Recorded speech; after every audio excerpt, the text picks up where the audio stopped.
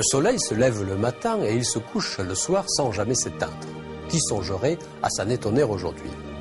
Pourtant, ce simple cycle, l'homme a mis des siècles à l'accepter comme un phénomène faisant partie de la nature.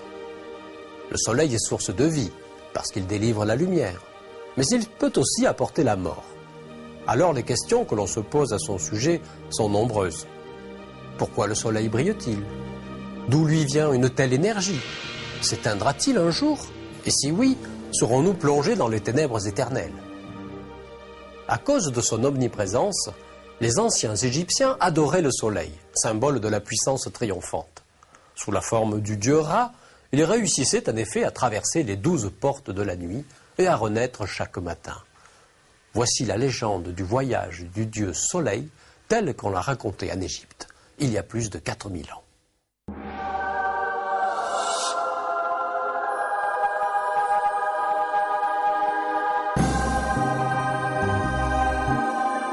Il fut un temps où Ra vivait en maître sur la terre.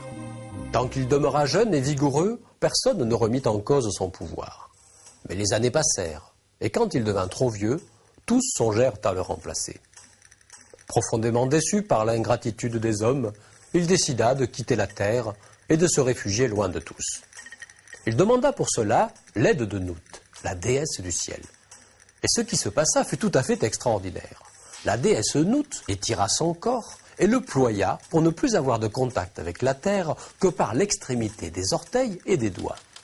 Elle prit alors Ra sur son dos et elle l'éleva tout en haut de la voûte céleste, créant ainsi notre monde actuel.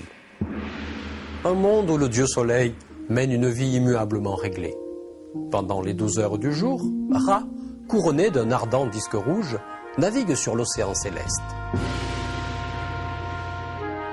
Sa barque est tout en or et les étoiles forment son équipage. Il part de l'Orient et quand il arrive à l'Occident, sa paisible promenade diurne s'arrête, car en atteignant les montagnes du bord du monde, Ra pénètre au pays de nulle part. C'est la tombée du jour. Pendant les premières heures de la nuit, Ra entre dans le territoire des morts. Là, il rencontre Osiris, le seigneur de la vie, de la mort et de la renaissance. C'est dans son royaume que les âmes des damnés sont brûlées. Après leur avoir dispensé un peu de sa lumière, Ra reprend sa route. Sa barque est alors remorquée par un groupe de chacals. Ils lui permettent de se frayer un passage à travers des lacs de feu et de franchir un long tunnel qui traverse la terre. C'est à la 4e porte de la nuit qu'il atteint les profondeurs extrêmes du monde souterrain. Ce royaume est beaucoup plus sombre et désolé que les territoires qu'il a franchis jusqu'alors. C'est le pays de Sokar, le grand dieu des morts à la tête de faucon. Les ténèbres sont si épaisses que les rayons de lumière ne peuvent pas les trouver. Les chacals se sont enfuis et Ra n'a plus personne pour l'aider à trouver son chemin. Une nouvelle barque se présente à lui. Doit-il l'utiliser pour avancer ou au contraire s'en écarter? Ra se trompe rarement. En effet, une fois monté dans la barque, des flammes jaillissent de chaque côté et éclairent toute la zone à traverser. Le soleil longe alors pendant 2 bonnes heures la cité infernale de Sokar, entourée de murs de sable gardés par des sphinx. Il reçoit l'aide de 9 serpents munis de poignards.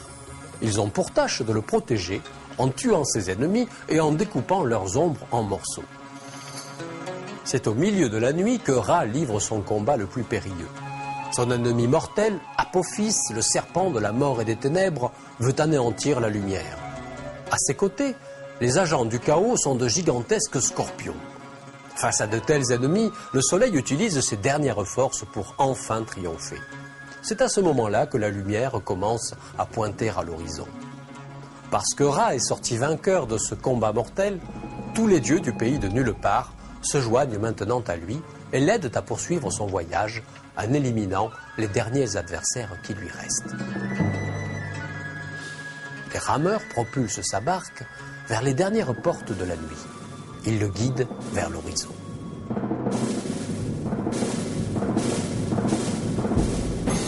Le voyage touche à sa fin. De grands feux sont allumés pour incinérer les ennemis du soleil morts au combat. Au petit matin, c'est par la bouche d'un serpent que la barque solaire sort enfin. les âmes orientales sous la forme de babouins, et la création tout entière acclame son lever. Et cet accueil triomphal favorise sa sortie des ténèbres. C'est la renaissance du soleil, vainqueur de ce voyage au bout de la nuit. À une ultime métamorphose, Ra, le dieu soleil, se transforme en scarabée et il prend le nom de Khepri, qui signifie celui qui devient. Il pousse en effet devant lui le disque solaire qu'il roulera jusqu'au soir en traversant le ciel, comme le scarabée roule devant lui une boule faite de terre et d'eau.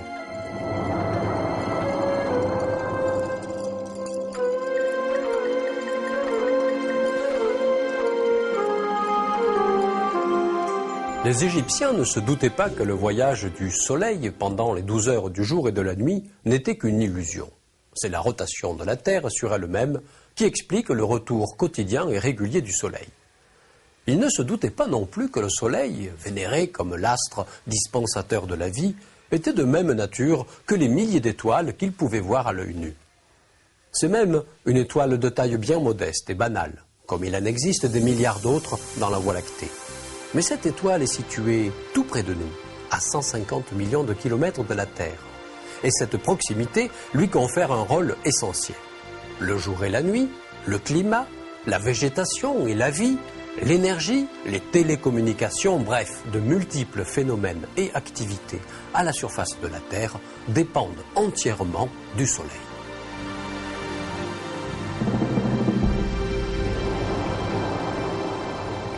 Cette étoile de vie, grosse comme 1 million de fois la Terre, et que l'on observe minutieusement depuis des siècles, est longtemps restée mystérieuse.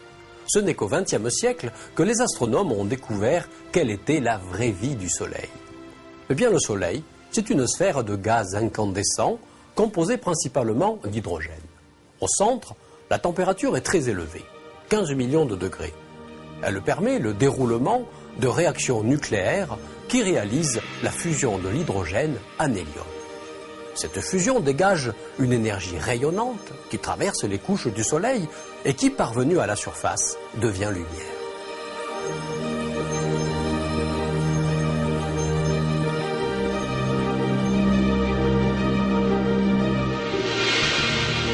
La surface visible du Soleil, appelée photosphère, n'a plus qu'une température de 6000 degrés. Au-dessus s'étend la chromosphère, une région de transition dans laquelle se déploient les éruptions et les protubérances solaires. Plus loin encore s'étend la couronne, une vaste région sans limite définie qui devient visible lors des éclipses de soleil et dans certains domaines de longueur d'onde.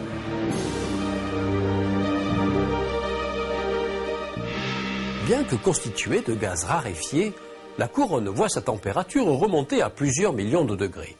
Ceci témoigne de façon spectaculaire de l'énergie que notre étoile expédie en permanence dans l'espace.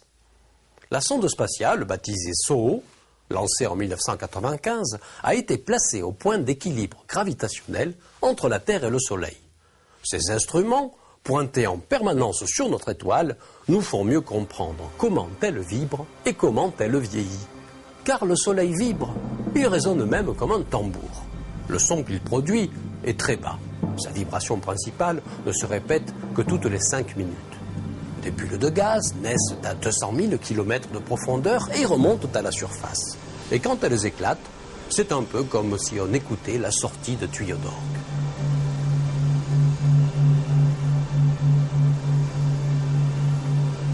Analyser la musique du Soleil revient à déchiffrer une partition très compliquée avec des millions de notes. Pour cela, il faut surveiller le Soleil en continu. La sismologie solaire, qui étudie les vibrations du Soleil, est une discipline en plein essor. Elle permet de mieux connaître le cœur du Soleil, alors que sa lumière ne nous donne à voir que sa surface. Comme le Soleil produit de l'énergie, en brûlant de l'hydrogène, il vieillit à mesure que son carburant s'épuise. La phase d'équilibre, dans laquelle il se trouve actuellement, dure depuis 5 milliards d'années, et elle durera encore autant. Quand cette phase s'achèvera, par épuisement du combustible, le noyau du Soleil se contractera. Les couches extérieures se refroidiront en se dilatant et elles engloberont l'orbite de la Terre. Le Soleil se transformera alors en une étoile géante rouge. Son cœur s'échauffera à 100 millions de degrés une température suffisante pour libérer une énergie nouvelle qui étendra encore la photosphère jusqu'à l'orbite de Mars. La phase finale se produira lorsque l'hélium sera à son tour épuisé. L'enveloppe externe sera éjectée en nébuleuse, tandis que le noyau se contractera en une minuscule naine blanche de la taille de la Terre qui se refroidira lentement pendant plus de 10 milliards d'années.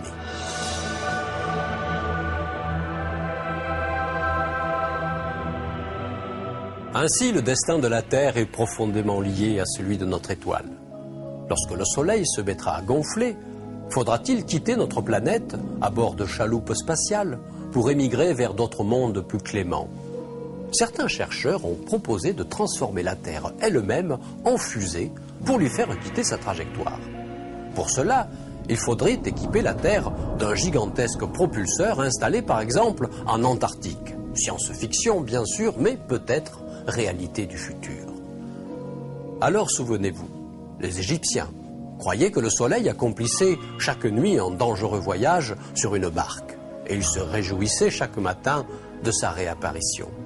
Eh bien, ils n'auraient jamais imaginé que le Soleil deviendrait trop gros et trop chaud et que c'est la Terre elle-même qui devra se transformer en vaisseau à réaction pour le fuir et accomplir le plus périlleux de tous les voyages à travers la nuit sidérale.